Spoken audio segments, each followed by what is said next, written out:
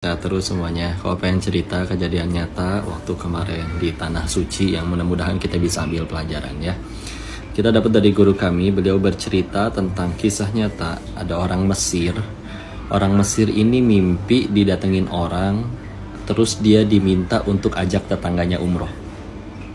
Bangunlah dia. Dia pikir cuman ya bunga tidur lah. Apalagi tetangganya itu memang ya kelihatan gak pernah ke masjid, kelihatan gak pernah sholat. Ya udah, harinya berlalu, tapi masalahnya ternyata besoknya dia tidur lagi, mimpi yang sama, didatengin orang untuk nyuruh atau ngajak tetangganya umroh lagi. Sama persis 2 kali berturut-turut. Akhirnya dia tanyalah ke gurunya. Gurunya ngasih jawaban kayak gini. Coba nanti, kalau nanti malam mimpi lagi, kalau sampai 3 kali, maka bismillah, datengin, ajak orang itu umroh, ajak tetangga kamu umroh. Malam ketiga, beneran mimpi lagi. Persis sama, diminta untuk ngajak tetangganya umroh. Oke udah, bismillah. Berangkatlah si orang yang mimpi tadi ke tetangganya. Tanya, assalamualaikum warahmatullahi wabarakatuh. Waalaikumsalam warahmatullahi wabarakatuh. Izin masuk, pengen ngobrol, diizinin. Langsung to the point. Bapak izin. Kalau bahasa kitanya ya, Bapak izin. Saya pengen ajak Bapak pergi umroh. Kaget, hah? Tunggu dulu, jangankan umroh, saya sholat aja nggak tahu caranya. Nanti saya ajarin.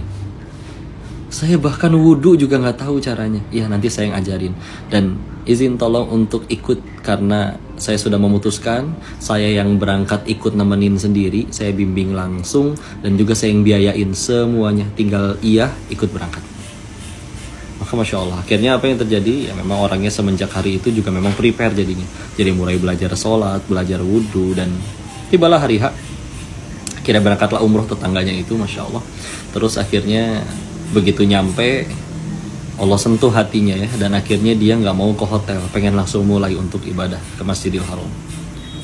Terus ya sudah silakan, gak mau istirahat dulu, serius. Nggak, saya sudah membiarkan waktu hidup saya bertahun-tahun habis begitu saja. Saya pengen langsung ibadah. Udah gitu udah, yang lain ke hotel dulu, naruh barang apa mandi segala macam, dia langsung Masjidil Haram. Lalu setelah selesai pulang. Besoknya izin lagi, pengen berangkat ke Masjidil Haram duluan. Tapi kali ini kau lebih lama, dihubungin juga nggak bisa. Ketika dicari-cari, qadarullah ternyata orang itu ditemukan sedang sujud dalam keadaan sudah wafat, meninggal dalam keadaan sujud di Masjidil Haram. La haula wala quwata illa billah. Maka dimintalah untuk disampaikan kepada pengurus dan diizinkan untuk disolatkan di situ beserta dengan jutaan orang jemaah di Masjidil Haram. Masya Allah. Orang yang mimpi ini masih kayak mikir dan akhirnya penasaran dan akhirnya tanya ke istrinya, apa ini kok bisa-bisanya kejadian kayak begini? Meninggal sujud di Masjidil Haram, Masya Allah, husnul khatimah. Maka istrinya cerita, iya memang suami saya sholat enggak sebelum diajak ya. Tapi yang saya tahu dia punya hati yang baik. Kami punya tetangga, masih satu kompleks, seorang nenek-nenek yang suami saya itu yang wafat itu sudah berjanji untuk membagi setengah gajinya untuk nenek tersebut setiap bulan.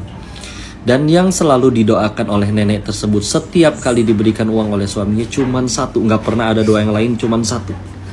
Apa doanya? Doakan untuk semoga engkau husnul khatimah.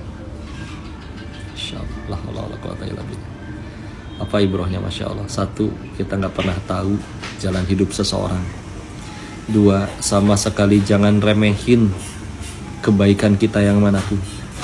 3, ini juga lebih penting, jangan sama sekali remehin doa dari orang-orang yang kita tolong atau bahkan orang yang kita zolimi.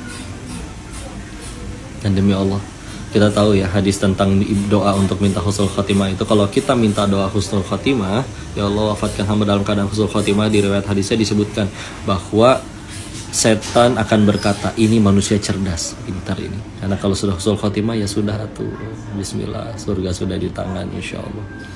Maka insya Allah teman-teman, yuklah, nggak ada yang pernah tahu kita hidup seperti apa. Bisa jadi ada yang sudah pergi ke sana tapi hatinya belum terketuk. Tapi kalau Allah sudah mau, Masya Allah, berakhir dengan akhir yang baik, husnul khatimah. Maka semoga semua yang lihat video ini, nonton video ini, di-share, disebarin. Semoga semakin termotivasi berbuat baik. Karena bisa jadi nikmat dan nyamannya hidup kita itu adalah doa dari orang-orang yang kita tolong.